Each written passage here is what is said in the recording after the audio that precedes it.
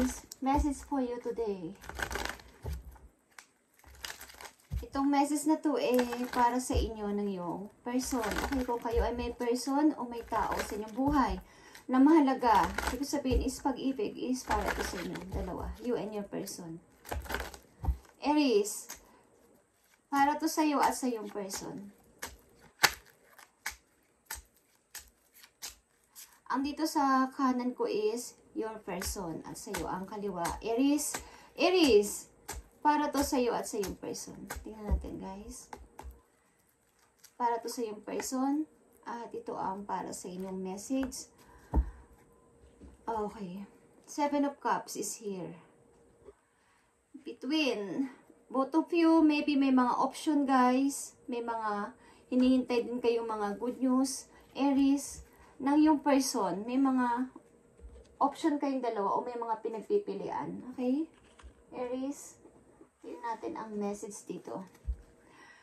Ito ang message ng yung person sa kanan ko. Okay? Aries,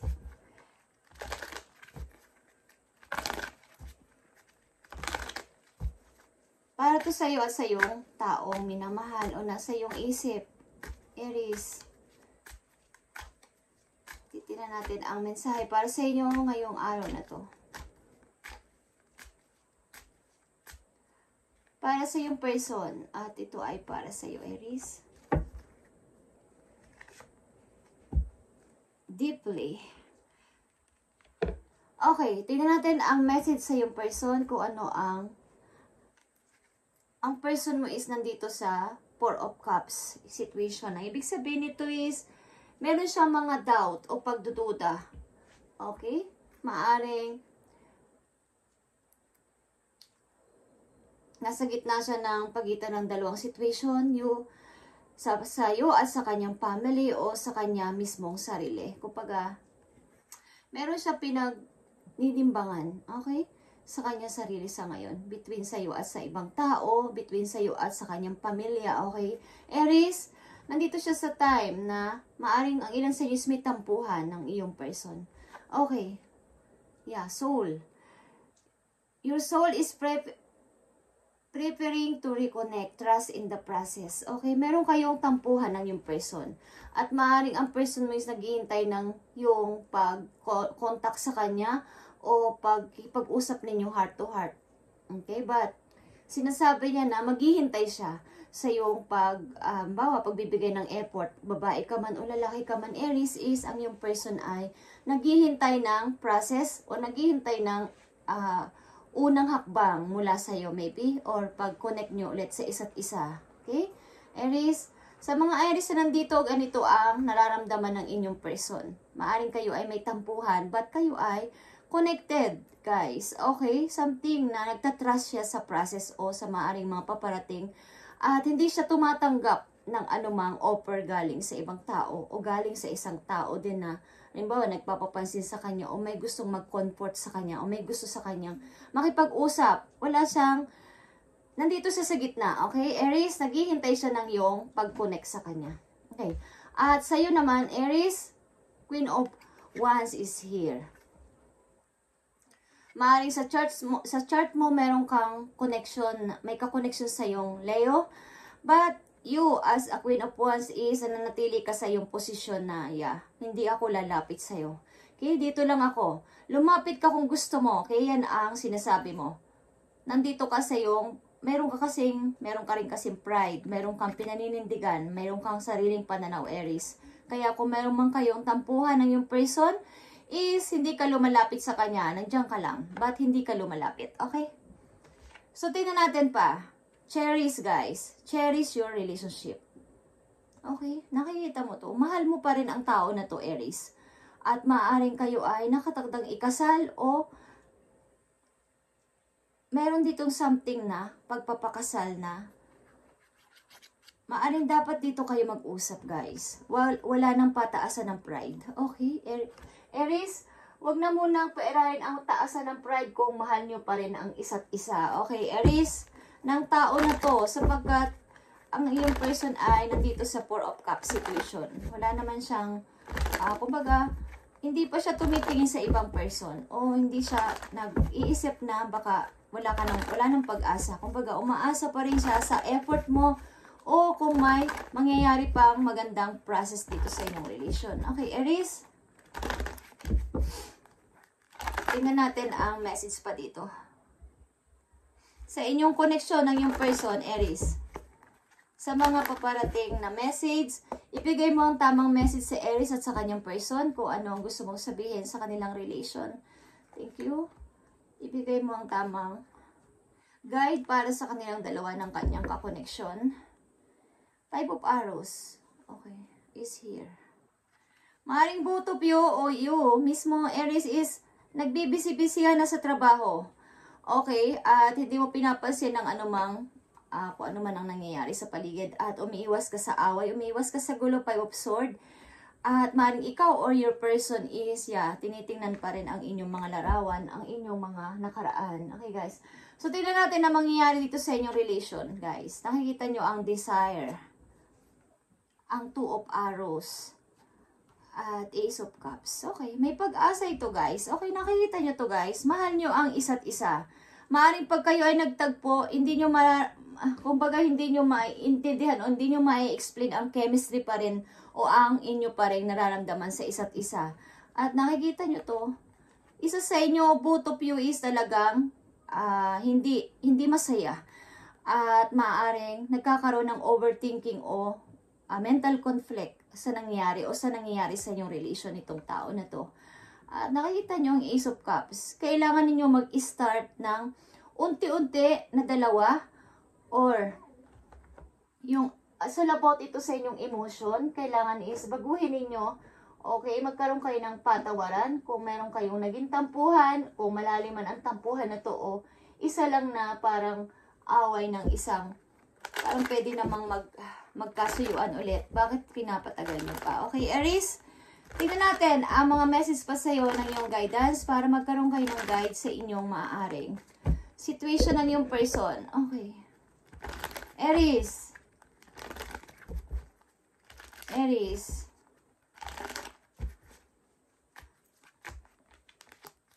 Tingnan pa natin ang mga messages dito, Aries, para magkaroon kayo ng konting idea sa inyong koneksyon ng iyong person. Okay. Mahal nyo pa rin ang isa't isa. At maaaring pag nagkita kayo is pag-uusap lang ang kailangan dito, guys. Maaaring dapat kayo ulit mag-usap at magkaroon ng pakikinig sa bawat isa. Wala nang sisisihin kung sino ang mali. Oo. At sino na ang nagkasala bawat isa sa inyo. Okay? So, tingnan natin ang message dito, Aries, sa inyong koneksyon ng iyong person. Tingnan natin. Ang iyong person. Okay? Dalawang message dito sa person ng mga Aries. Dalawang message dito sa inyo. Tingnan natin kung kayo ay ano nang nangyayari, okay, sa inyong relation. Maring ang yung person, guys, o ikaw mismo, okay, ano man ang yung situation is handa na sa anumang bagay, guys. May plano na, gumawa ng aksyon, gumawa ng decision na mag-usap or magkita. Okay, sa yung person, tingnan natin ang message dito. Queen of Wands is here and the Empress. Okay, guys, nakikita mo to. Ang tingin sa'yo ng yung person ay isa kang Queen of Wands at the Empress. Para sa kanya, Aries, isa kang independent person at maaaring pinapangarap kanya maging ina o ama ng kanyang magiging anak, guys. Maaaring isa kang napakaganda at napakapogi o napakaganda o poging tao sa kanyang paningin at wala kang katulad. Isa kang Queen of Wands at isa ka ding the Empress para sa kanya. Maaaring mayroon kang katapangan ng loob, mapagmahal ka sa mga hayop, mapagmahal ka sa mga bata, okay, isa kang motherhood figured or fatherhood figured, okay, at punong-puno ka ng pag-asa sa buhay. Maaaring hinahangaan ka ng tao na to sa iyong posisyon na ganito, okay, Aries.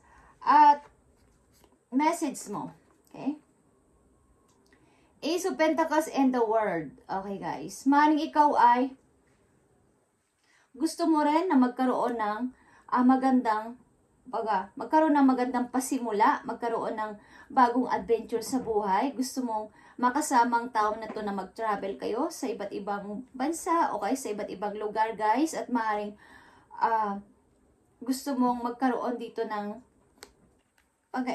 yung maayos sa pamumuhay pag kayo ay nagkaroon na ng sariling pamilya. Okay, so magkaroon kayo ng may freedom kayo sa money. Okay, maayos dito ang inyong plano sa future, Aries, ng person na to. Maaaring marami kayong plano ng tao na to sa future na halimbawa sa bago dumating ang December is buo tayo ng plano o makapasyal tayo o saang lugar. Okay. Tingnan natin ang message pa para sa inyo, Aries, ng iyong person. O sa inyo mismo ang message na to. Tingnan natin, guys. Aries.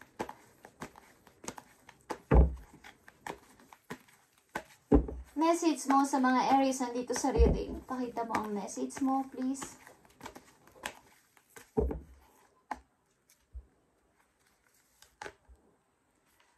Okay, Aries, you are cherished by the angels, protected by angels. Kayo ay protektado ng inyong mga anghel, okay? Kung ano man ang inyong paplanuhin at gagawin, kayo ay protektado ng inyong mga guides doon sa taas, okay? Sa heaven, galing sa heaven, may mga protection kayo doon na huwag kayong matakot sa ano man ang inyong gagawin o paplanuhin sa buhay. Okay, simula sa araw to.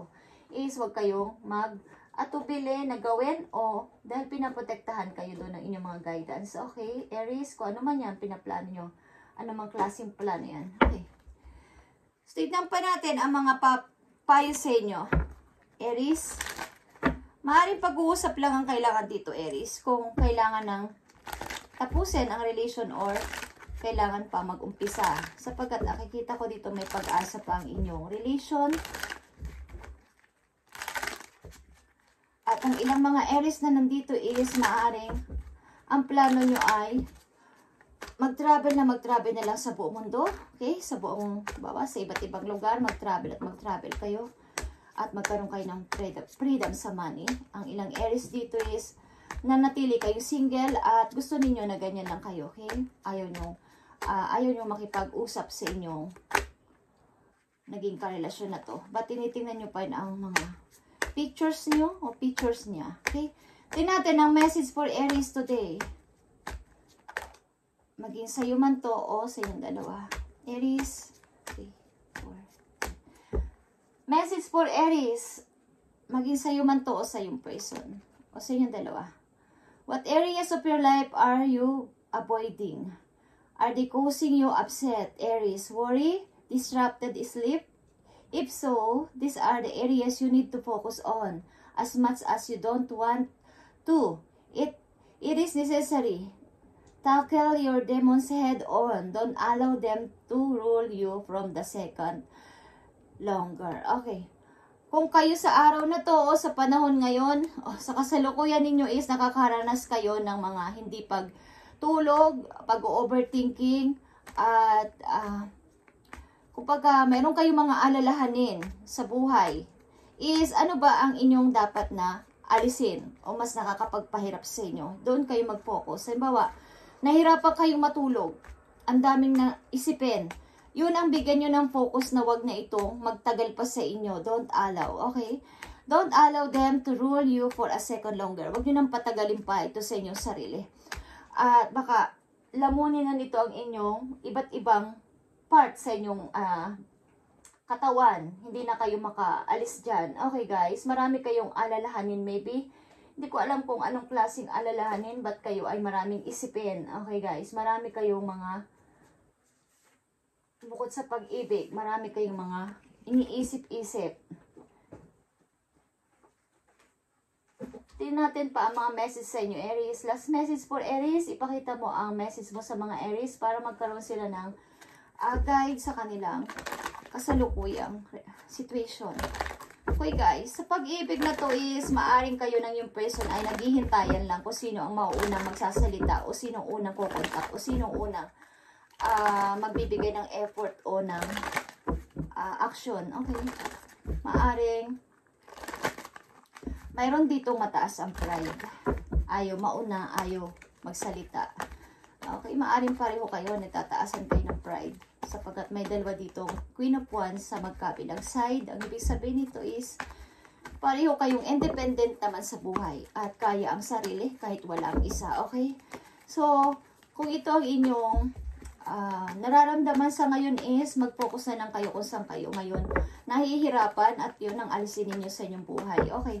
Message galing sa inyong mga mahal sa buhay na pumanaw na ng literal at ano ang gustong iparating sa inyong message. Sa inyong kalagayan, Aries, embrace the moment. Nakita mo ang embrace the moment.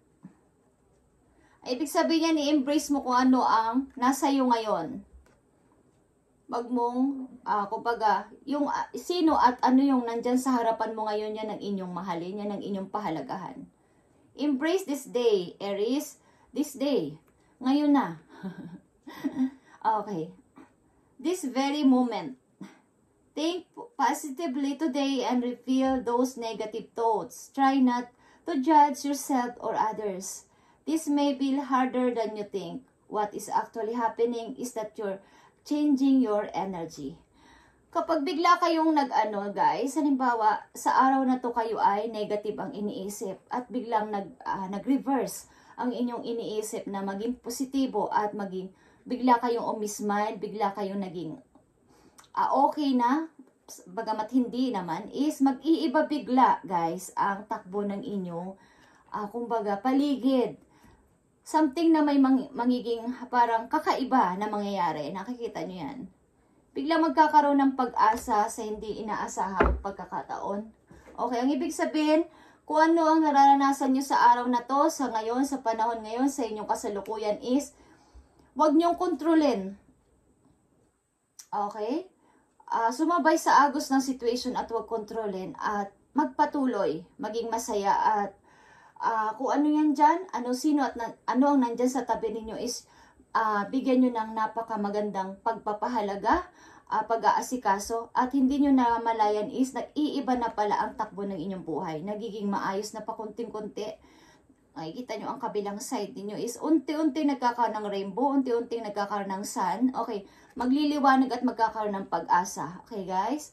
Aries, ito muna ang inyong message today at para to sa iyo at sa iyong person na iniisip pa at sa inyo mismong guide and advice ngayong araw na to. Thank you and i-update natin to sa mga susunod pang araw para sa inyong message, Aries.